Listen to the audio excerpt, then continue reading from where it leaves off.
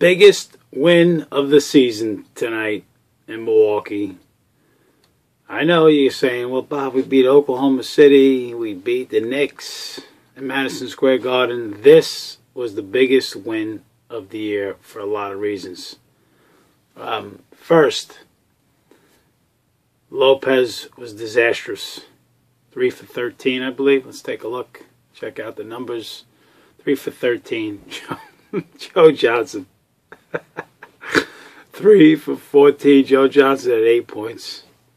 I mean, we were just talking about this last night about Joe. Your starting center had 9, and your stud, who's been all over ESPN, Joe, is carrying a 9 for 10 in the last minute of a game statistic. I mean, he was the talk of all NBA blogs last night. He goes 3 for 14 tonight. This is Joe Johnson. This is what drives you crazy about Joe Johnson. But anyway, I'm trying to stay positive. Those two are non-existent. We haven't beaten Milwaukee in Milwaukee since, I think, Terry Cummings and Paul Pressey were playing at the Mecca, or at least it seems. Milwaukee we just do not match up against. Milwaukee shoots 61% in the first half. Jennings doesn't miss a shot. It looks like a classic blowout. Now, under PJ, every single net loss, as you well know, if you've been following the BK Nets cap show, every PJ loss is about 17, 18 points per game. So when the Bucks are up 15 in the third quarter, I mean, I'm in a car coming home, and I actually turned it off. I turned it off because I knew the Knicks were getting hammered, and I just wanted to listen to some of that because I just was so angry. But then I said, Bob, you know, it's third quarter. You gotta chill out. You gotta tune back in, and I did. I tuned back in, and you know, Marshawn gets it going. So anyway, why is it the biggest win? Because of those reasons. Your star stunk. I mean, D-Will had a decent day. I'll talk about him. I got to give him some props. He made a big 3. But then we'll also talk about why we just, even when we want to like D-Will, we have trouble.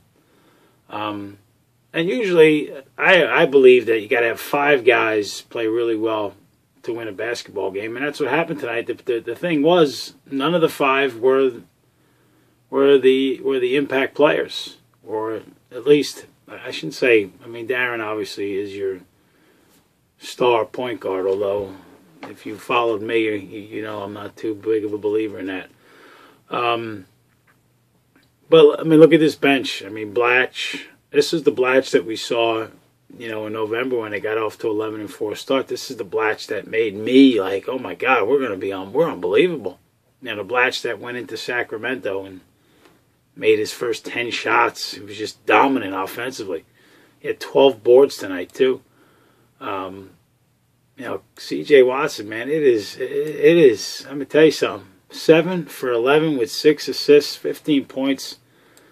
I mean, 17 points, excuse me. I mean, big day. And I thought, hey, listen, Humphries, his numbers don't show it. He only had 3 points and 5 boards. But he had a plus 14.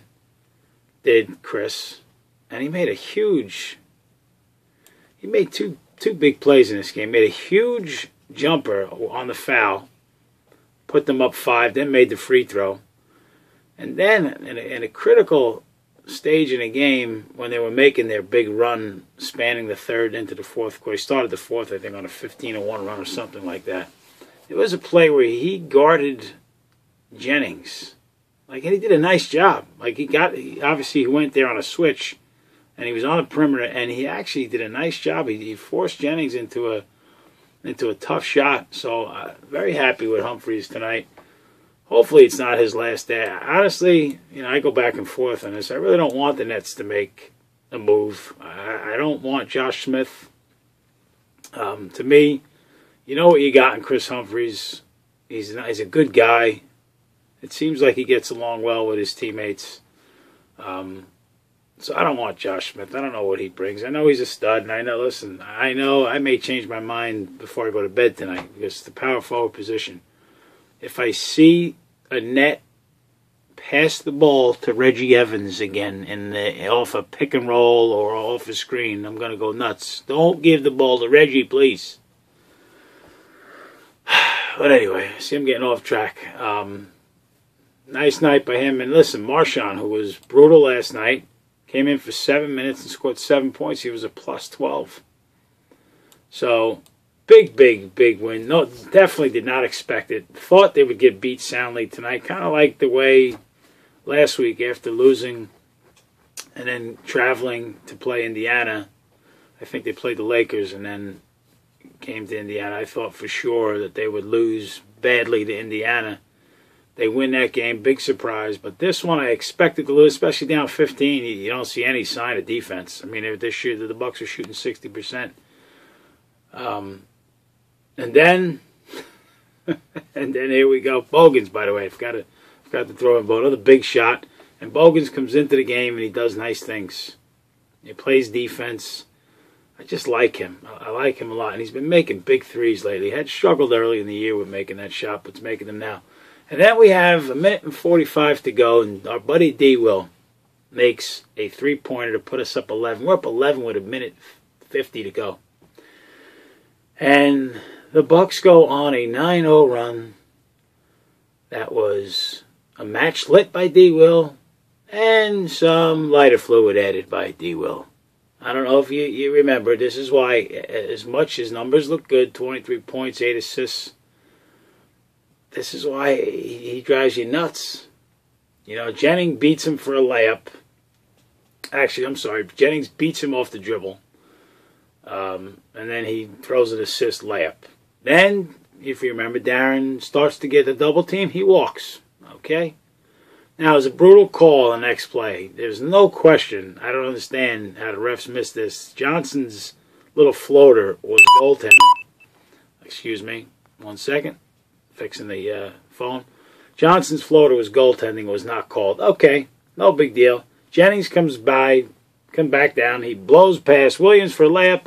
Then he nearly gets a steal. They go to the review, and I'm holding my breath. Please tell me he touched it. He did. Then Darren misses a free throw to seal the game.